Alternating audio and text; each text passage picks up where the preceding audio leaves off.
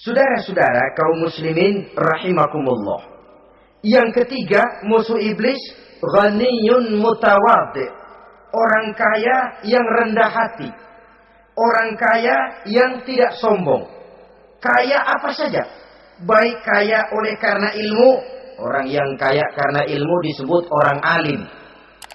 Baik kaya karena materi. Orang kaya karena materi dinamakan hartawan. Baik kaya karena kedudukan. Orang yang kaya karena kedudukan dinamakan pejabat.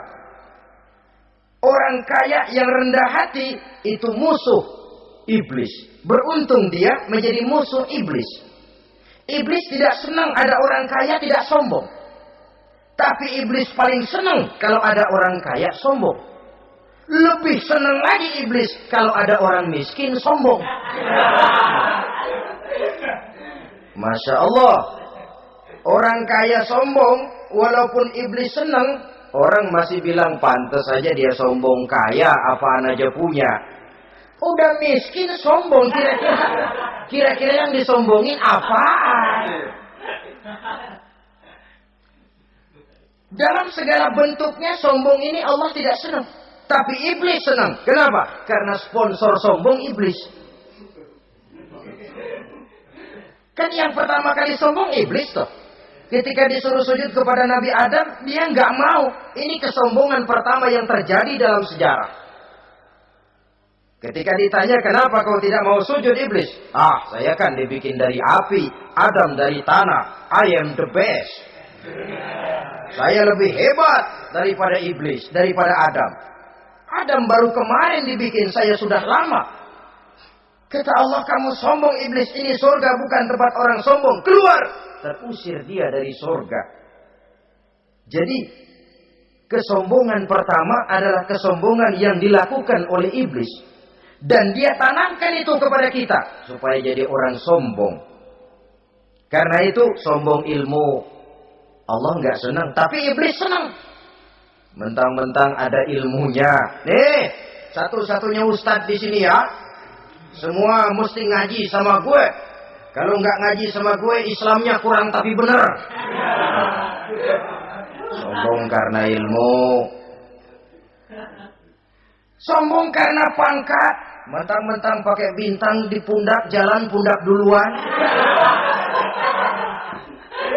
Yang wajar saja hidup ini. Sombong harta pun begitu. Kaum muslimin rahimakumullah. Orang kaya yang rendah hati dimusuhi oleh iblis, tapi dicintai Allah, dicintai Rasul, dicintai malaikat. Caranya bagaimana? Kembali kepada satu kesadaran bahwa pada saat terlahir ke alam dunia ini tidak ada yang pernah kita bawa. Kalau sekarang kita punya rumah, punya kebun, punya kendaraan, punya pabrik, punya segala macam benda, apa itu? Titipan. Pada suatu saat akan diambil kembali oleh yang menitipnya. Kalau titipan itu pandai kita jaga, pandai kita syukuri, titipan akan makin banyak. Sama juga kita dalam kehidupan. Kalau orang bisa kita percaya, saya mau pergi ke luar negeri, rumah saya titip kepada tetangga. Saya pulang dari luar negeri, isi rumah tetap tidak berkurang. Malah dibersihi, malah disapu, dihilangkan kotorannya. Tentu bukan main syukur saya, girang saya. Akan bertambah kepercayaan saya untuk menitipkan apa saja. Ini makna la in syakartum la azidannakum wa la in kafartum inna azabi lasyadid. Kalau kamu pandai bersyukur, aku tambah nikmat. Tapi kalau kamu ingkar, azabku teramat pedih. Artinya apa? Nikmat bisa berubah menjadi azab kalau kita tidak pandai mensyukurinya. Ma'asyiral muslimin rahimakumullah. Orang yang kaya ilmu lalu rendah hati. Tidak selalu ingin menonjolkan diri. Ini kadang-kadang yang tanggung ini yang bikin berabe. Alim bener enggak, geblek bener juga enggak. Yang sedikit-sedikit mau nonjolin diri. Kalau nggak jadi imam nggak mau ke masjid, nggak jadi imam nggak mau ke musola. Pokoknya kalau nggak jadi imam marahan sama musola. Macam mana? Saudara-saudara kaum muslimin, rendah hati. Tidak selalu ingin menonjolkan, sebab orang yang selalu ingin menonjolkan dirinya biasanya orang yang kekurangan kepercayaan kepada kemampuan dirinya sendiri. Dia selalu ingin dinomorsatukan. Dia selalu ingin ditempatkan pada ranking teratas. Dia tidak percaya diri. Orang yang percaya diri dapat bersikap wajar dalam kehidupan. Begitu juga kaya karena harta, dengan menyadari bahwa harta bagaimanapun banyaknya titipan dari Allah. Pada suatu saat akan kembali. Dia harus dimanfaatkan sesuai dengan kehendak yang menitipnya. Begitu juga kaya oleh karena pangkat, kedudukan, dan jabatan. Pada suatu saat jabatan itu akan hilang dari diri kita. Karenanya sering saya jelaskan bahwa pangkat di dunia ini yang paling tinggi pensiun. Titel yang paling akhir almarhum. Saudara setuju atau tidak, titel itu akan saudara dapat. Bagaimanapun kita cinta kepada pangkat, kedudukan, entoh pada akhirnya suatu saat akan sampai kepada posisi yang namanya pensiun. Kalau sadarlah kita kepada pemikiran ke arah sana, maka untuk mencapai kekayaan, baik kekayaan harta, kekayaan kedudukan, tidak lalu menghalalkan segala cara untuk mencapai tujuan. Tapi dibatasi oleh norma dan kaedah yang harus dia taati, baik kaedah agama maupun kaedah bernegara. Inilah orang ketiga yang menjadi musuhnya iblis, orang kaya yang rendah hati, orang kaya yang tidak sombong. Yang keempat, saudara-saudara, tajirun shadiq, pedagang, pengusaha yang jujur. Iblis gedek betul, benci bukan main sama pengusaha, sama pedagang yang jujur, yang tidak ngurangi timbangan, tidak nipu pembeli, tidak barang yang jelek dibilang bagus, atau yang bagus di atas, yang jelek di bawah, atau dicampur yang baik dengan yang jelek supaya kelihatan semuanya jadi baik. Semua orang ingin untung, tidak ada kecuali siapapun orangnya, dan itu wajar. Setiap manusia ingin mendapat keuntungan, kalau perlu dengan modal minimal mencapai keuntungan maksimal, seperti yang diajarkan oleh teori ekonomi. Itu kan yang namanya produktif kan? Satu usaha dinamakan produktif, bagaimana kita mengeluarkan modal minimal bisa mencapai keuntungan maksimal. Silakan. Bahwa manusia ingin untung itu insting, naluri, fitrah. Tidak ada orang yang mau rugi. Tapi cara mencapai keuntungan itu yang membedakan antara seorang muslim dengan yang bukan muslim. Sudah pernah saya sampaikan, apabila kaum pengusaha, para pedagang sudah dijangkiti penyakit yang tidak jujur, yang akan timbul adalah kekacauan ekonomi. Kekacauan ekonomi bisa menimbulkan revolusi sosial, dan revolusi sosial merupakan kiamat satu generasi.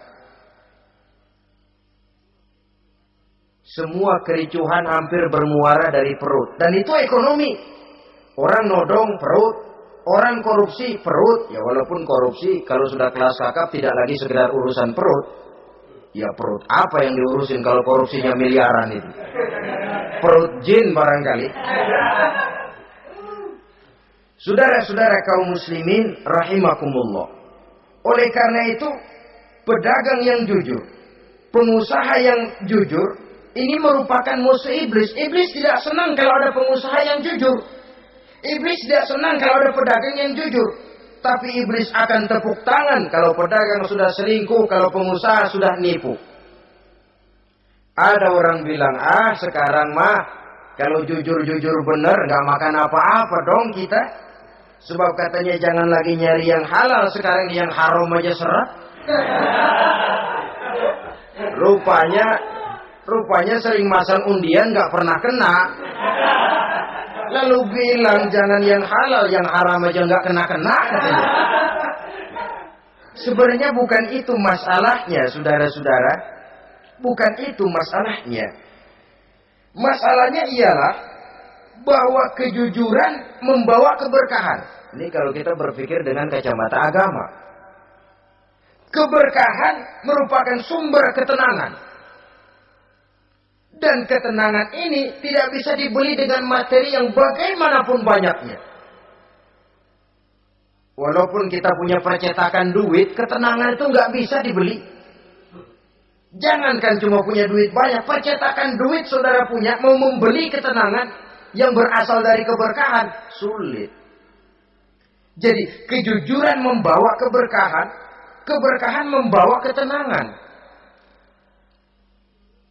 Jangan macam dulu tukang sol sepatu.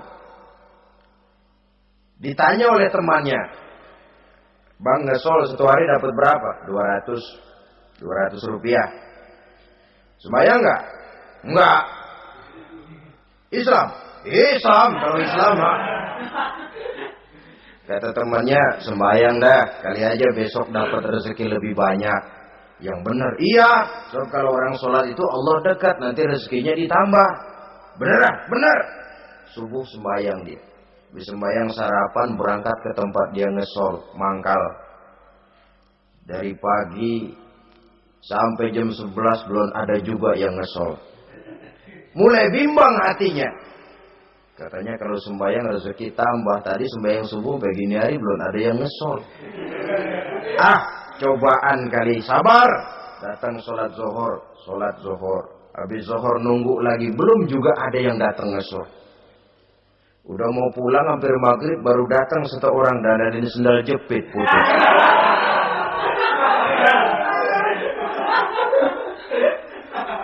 Sudah bayar 25 rupiah, pulang dia si tukang sol ini, ketemu sama temennya yang nyuruh sholat tadi.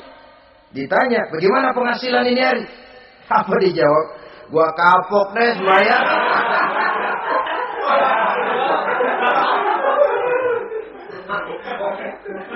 Kemarin nggak sembahyang dapat 200, sekarang begitu sembahyang jigo.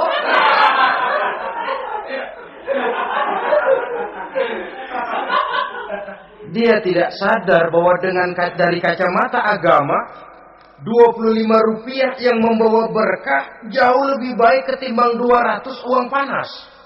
Dari kacamata agama, 25 rupiah yang membawa berkah lebih baik daripada 200 rupiah tapi panas. Sebab panas menjauhkan kita dari ketenangan. Itulah sebabnya, maka pedagang yang jujur, pengusaha yang jujur menjadi musuh setan dan beruntung. Sekarang jadi pengusaha jujur-jujur nggak dapat proyek, Pak. Kalau nggak bisa semir semur.